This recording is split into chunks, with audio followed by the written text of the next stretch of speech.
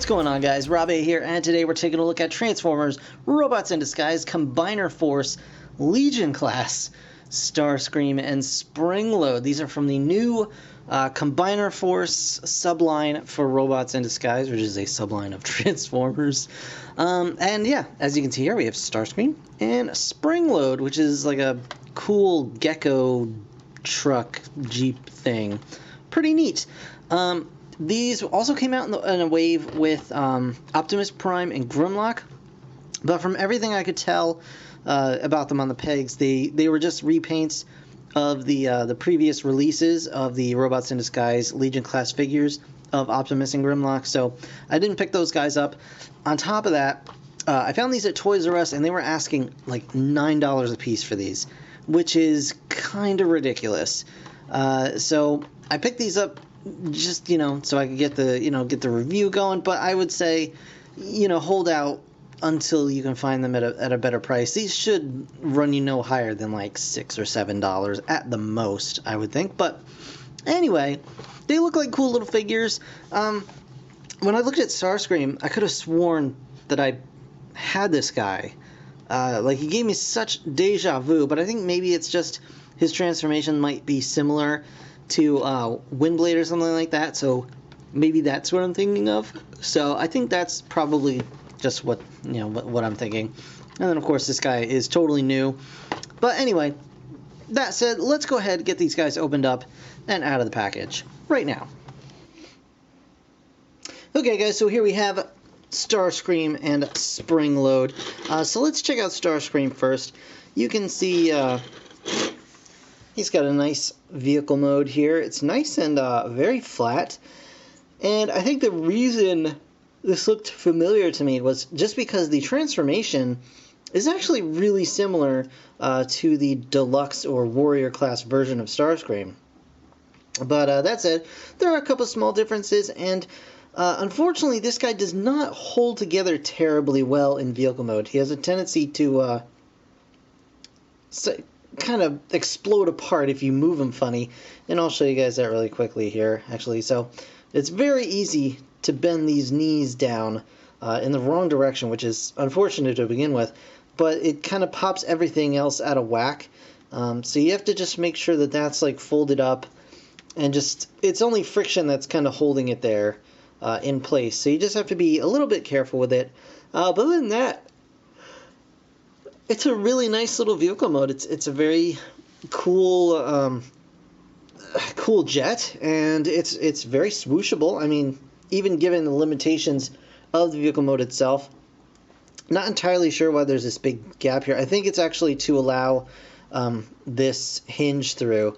I didn't notice that until just now, but there is a little gap there.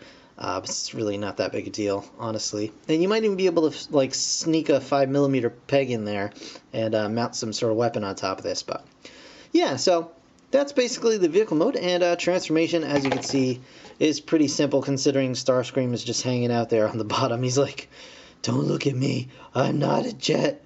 I'm not Starscream. I am a jet." That's what I meant. So anyway, all you want to do for transformation is just pop his little hands off these little things, boop, and boop. And yes, the transformation is very similar to Windblade's as well. So we're just gonna go ahead and pop his shoulders up, just like so. And then bring his arms down. There you go. Now we're just gonna take this whole backpack assembly and just flip it up like that. And you're gonna take the nose of the jet and flip it back, and yes, it does go right through that little slot there. And then you just separate the legs, and there you go. You've got Starscream. Pretty neat, actually. Very, very nice, if I may say, paint applications for something this size. The detail of it is actually pretty impressive. They even have little red eyes in there. It might be kind of hard to see, but they got little teeny red eyes in there. Head does not move just due to it's actually just molded as part of the chest piece here. Arms do not go forward at the shoulder, but they can go forward at the elbow, which he has quite a long reach at the elbow.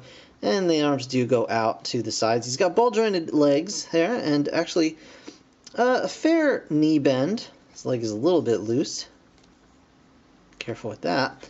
But yeah, I mean, very basic articulation, but articulation nonetheless. And at this size, it's really not that bad. And he looks pretty cool. He's actually a nice little figure there. And again, the paint apps are quite impressive for this size and scale of a figure.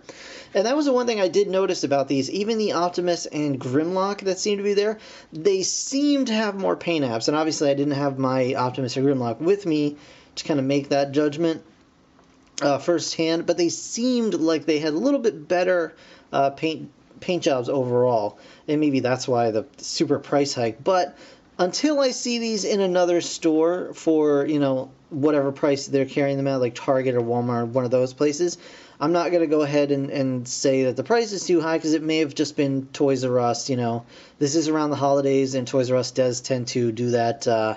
Oh, it's Christmas time? What's that? Everything's $3 more expensive? You know, that kind of thing. So I may just chalk it up to that for now. He does have these little tiny pins, or I'll say tabs, on his arms, and I think they're meant to go into his legs for vehicle mode, but they don't really line up at all. So like his legs are here, and then these go down here for vehicle mode. Even if you kind of lined it up like that, then the pins that his hands attached to don't line up. So I think maybe these were just left over from some other use of this arm or some other thing, and they're just kind of not there. Or maybe they were originally intended to go into the slot there, and just, you know, for whatever reason that idea was dropped. So that's all. I've talked about Starscream for far too long already. Let's talk about this little guy, Springload. He's a little green Jeep kind of thing here. Very nicely compacted, and like all that lizard has been stuffed into this thing pretty well. He does roll fine, no problems with that, and it's just a nice little. I like little pops of color here, and he does have a lot of nice color. He's got some different shade of green on the hood here. He's got some blue on the top. You can see kind of see his eyes hanging out there in the trunk. He's driving behind this guy. He's like, hey, every time he goes up a little incline. But anyway, a nice little Jeep here, and his transformation is pretty simple as well, but also kind of satisfying. So first we want to grab these little leggy bits. These are going to be his back legs, and we're going to go ahead and actually swing these around like so. Just the front panels around like so, and they should lock into place in the back there. So there you basically have his rear end finished already. Now for the front end, we're just going to unpeg these two halves and just swing them around here. And these are actually articulated. You can kind of swing them however you like, so you can put these bits down like so if you want to, and we'll do that, and then just come under here and grab his jaw and bring that down as well. So let's go ahead and flatten this guy out a little bit, or actually maybe like so, like this. I don't know, you can kind of get it however you like, but he's probably meant to be like this. So he's sort of a chameleon, tree frog sort of dealy. And yeah, he's really kind of cool. Like I said in other reviews, I really do like these beast transformers that they've got for Robots in Disguise. I think they add a lot to the variety. I know towards the end of Combiner Wars, I was getting a little bit of fatigue, not just from the reuse of molds, but the fact that every single, robot that came out was like looked basically the same or different parts attached. You know what I'm saying? So stuff like this is just very, very refreshing. It's nice to get something like different every now and again, which is why I'm such a big fan of Beast Transformers, I think.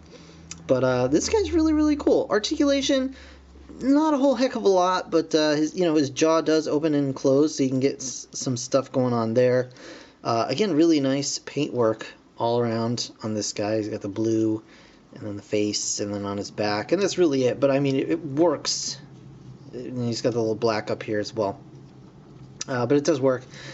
His shoulders are articulated. They can go out to the sides.